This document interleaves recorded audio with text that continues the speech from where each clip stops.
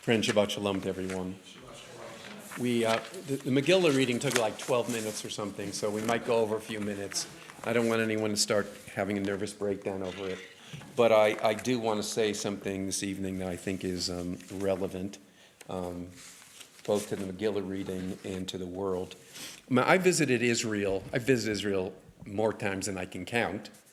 And I've flown to Israel on various airlines. Some of them no longer exist. My first trip to Israel was on TWA, Alav Shalom.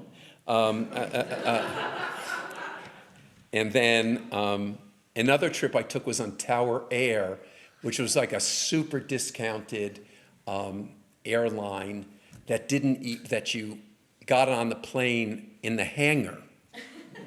And I needed to go to Israel to a conference, and I didn't want to spend a lot of money. It turned out that it was owned by some Israelis. Tower Air went out of business because it wasn't safe. Okay, I'm not being funny.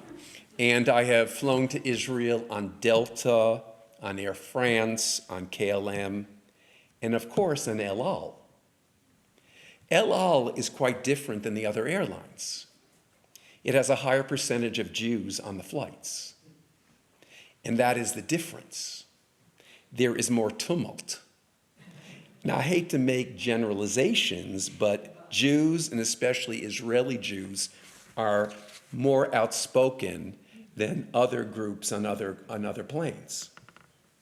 And when someone doesn't like something, they complain. It's about trading seats or moving seats that they really don't have the right to have. It's about being hungry and not being fed properly. For some reason, I don't know what it is now, people would bring on luggage, more than carry-on luggage. They needed to shove it somewhere. I've been on El Al flights where people have decided that they have a right to smoke, even after smoking wasn't around.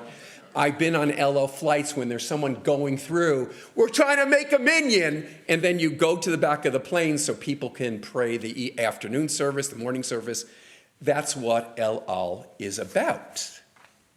Now, it might appear to be comical, but it is not. I think it is wonderful because it expresses something, I guess, in the spirit of the Jewish people. I mean, we're not genetically Jews, so it's not the DNA. It's just the culture and the way of life that we absorb when we're part of the Jewish people. And it's to be outspoken. It's just to be able to share what you believe and not be afraid of it. I don't know what it's like at your Passover Seder. When I was growing up, and I've told you this before, the Sidarim that I grew up with were my mother, who was very outspoken, and my grandfather talking politics after Avadim Hayinu. I mean, we got through very little, and at the time they were yelling about Nixon. Everyone hated Nixon, but they had to have fighting about how they hated Nixon. It was... my neuroses that all of you are aware of don't come out of thin air. Okay, but we believe in the freedom of speech, which we believe it is our constitutional right. And the Megillah is all about this. And I want to quote the text that I quoted Erev Rosh Hashanah, but for a different purpose. It's about what Esther does. We know the situation. Mordechai finds out that that Haman wants to destroy the Jewish people. And Mordechai keeps sending messages to Esther that you got to speak up.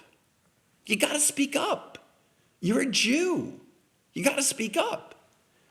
And so Esther sends back to Mordechai the following message. Everyone knows that anyone who comes into the king's presence without special invitation is put to death, unless the king holds out his golden scepter, and I have not even seen the king in the last month. So what she's saying is, I'm afraid. I don't want to die going, I mean, if the king doesn't want me to be there, he'll kill me. Hathach sends the message to Esther's message to Mordechai. And then Mordechai sends an answer to Esther. And he says, do you for 1 second believe that just because you are a queen, you will escape the extermination decree? Don't think you're safe. Don't think you're safe. And if you do not intervene, in other words, if you don't shout out, I am positive that help for the Jews will come from someplace else, but you and all your relatives will perish. In other words, if you don't shout out, there's no hope. Maybe some down the road there'll be some redemption, but no, it's all about us. Esther, are you willing to get up and say what you need to say? I believe that you were specifically brought to this palace just for this emergency. So what he's saying to her is, this is your destiny. This is your destiny, not only as a Jew, but as a human being. Speak out. Open your mouth. And then Esther sends this message to Mordechai, gather together all the Jews in Shushan and fast for me for 3 days and 3 nights. And I and my servants will also fast in 3 days, and I will visit the king unannounced. So she has this period of preparation. She tries to get up her nerve, and she speaks out. And we know she's very clever about it. She doesn't go directly and reveal the plot. She brings Haman and the king to a dinner, and then a second dinner, and ultimately he's revealed. So could you tell me that this text isn't relevant to our world? We are living in a world where people are afraid. And the New York Times is no longer a sacred text to me, but they've lost me. But there's the front story on Sunday's paper. Let me read a couple of paragraphs. And it's just fact. People say, oh, I'm being political. I'm not being political. I'm saying the facts. And this is what the article says. It starts with, the silence grows louder every day. Fired federal workers who are worried about losing their homes asked not to be quoted by name. University presidents fearing that millions of dollars in federal funding could disappear are holding their fire. Chief executives alarmed by terrorists that could hurt their businesses are on mute. Even longtime Republican hawks on Capitol Hill, stunned by President Trump's revisionist history that Ukraine is to blame for the invasion by Russia and his Oval Office blow-up at President Zelensky, have either muzzled themselves, tiptoed up to criticism without naming Mr. Trump, or completely reversed their positions. Just 2 more paragraphs. More than 6 weeks, oh no, we can skip that. People on both sides of the aisle who would normally be part of the public dialogue, speaking about the big issues of the day, say they're intimidated by the prospect of online attacks from Mr. Trump and Elon Musk, concerned about harm to their companies and frightened for the safety of their families. Politicians fear banishment by party remain in Trump's image, and the prospect of primary opponents financed by Mr. Musk, the president's all-powerful partner and the world's richest man.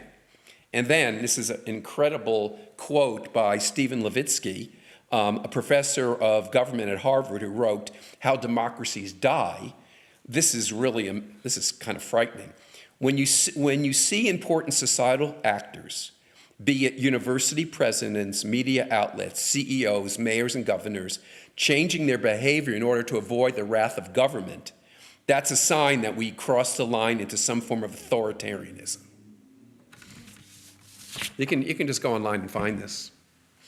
People are afraid. They're afraid. I mean, Esther was afraid, she spoke up. And let me, look, Justice Amy Coney Barrett's sister had a bomb scare at her house. Her sister. And look, I have to tell you something, and this might sound crazy, but I've become somewhat mindful of what I say from the pulpit, because this is what's going on in my brain. Okay, the camera is watching me. The camera is, who knows who's watching this? I don't think I'm such a significant religious figure that people care. But okay, let's assume for a moment they do. So they're filming me, and it's recorded, and it goes online, and people can watch it. And obviously, people could say, well, this is not a warm and fuzzy sermon about our president. And I know there are members of the congregation who can disagree with me. They have a right to. But here's the crazy thing. Perhaps I will pay the price for being outspoken. And the very fact that I even think about that, even have a fantasy about it, says a lot about where we are in this country. Do we believe freedom of the speech or not? And how much are we willing to exercise that freedom of speech? And you want to know something? I'm the biggest coward in the world. So I have to look at myself and say, Alan, you're a coward. But is there going to, I talked with Jane about this a lot. I mean, when does it come a moment where you don't really care what happens to you, but things is so outrageous you have to speak up? That's the Esther moment. That's why this Megillah is so relevant. Esther speaks up, and if she speaks up, she might even die. So we must not be afraid to speak out. That's one of the messages of Purim this year. Esther spoke out without fear of consequence, or with fear of consequence.